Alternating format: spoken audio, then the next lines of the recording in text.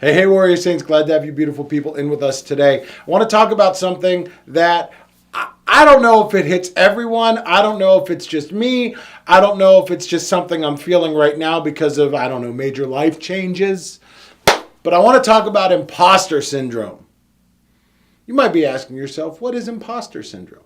Well, I'm just going to give a rough, generalized explanation of it. As I understand imposter syndrome, I feel like it's when you are in a role and feel like you are not qualified for that role and that you don't actually have the skill set that is required to do that role, especially when it's a new role and you're trying to learn what that role is, and you might start to feel like a little bit overwhelmed, and there's the fear that goes along with something that's new and all of this stuff. And personally, like, you're just standing there wondering, hypothetically speaking, like, okay, when's the deacon coming out? And then you realize that you're the deacon.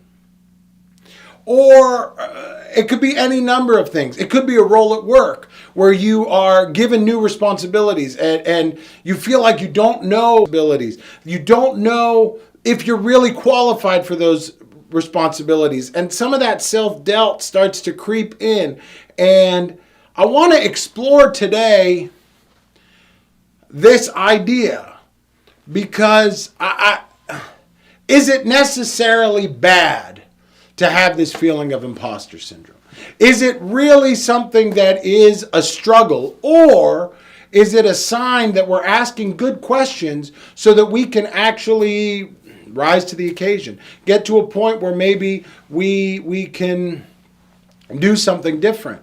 And I think that those are the two choices that are laid out before us in everything when we're faced with this idea, with this imposter syndrome. It's different than feeling like you are overqualified for the job that you have when you don't have the qualifications. That's something different that maybe we'll explore as we go on this week. But for right now, I really like what is going on with imposter syndrome, and is it ultimately a bad thing? And I really don't think it's a bad thing.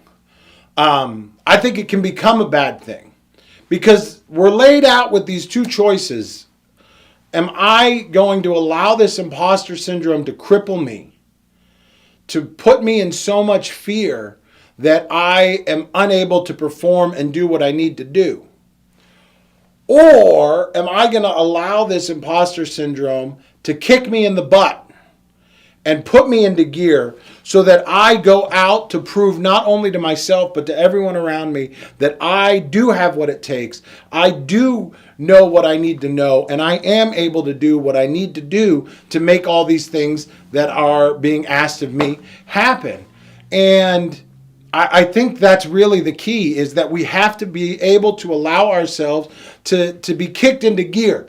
If we take this imposter syndrome and kick ourselves in the butt so that we get out there and do what we need to do so that we become better, so that we can grow, so that we continue to keep going and learning and striving to do all that is being asked of us because somebody has the faith in us to actually put us in these positions to begin with, then I think imposter syndrome is a good thing, something that we should look for, and it's something that we should strive in everything that we're doing that we might overcome. Because ultimately, at the end of all of it, when we start asking ourselves, who am I? Do I really have what it takes to do this? The answer is always, I am a warrior saint. And if I am a warrior saint, then a warrior saint is going to get out there and do what they need to do to make all of this happen. Because that's who we are. We're those men and women who are putting away and aside our will for the will of God. Which means that in this case, with the imposter syndrome, it's really just an indication that we're not comfortable anymore. We're not really comfortable in the new role because we haven't learned everything that we need to and gotten used to what we need to do. We're striving to be comfortable being uncomfortable as warrior saints, as Father Chris always says. So that means that in imposter syndrome, as we're starting to feel that discomfort, let's get out there and overcome it, learning and doing all that we need to do so that we can make it happen, Captain. We'll continue with something else as the week goes on. And until we see you next time, visit us at warriorsaints.org and then keep walking on the way of the Warrior Saint.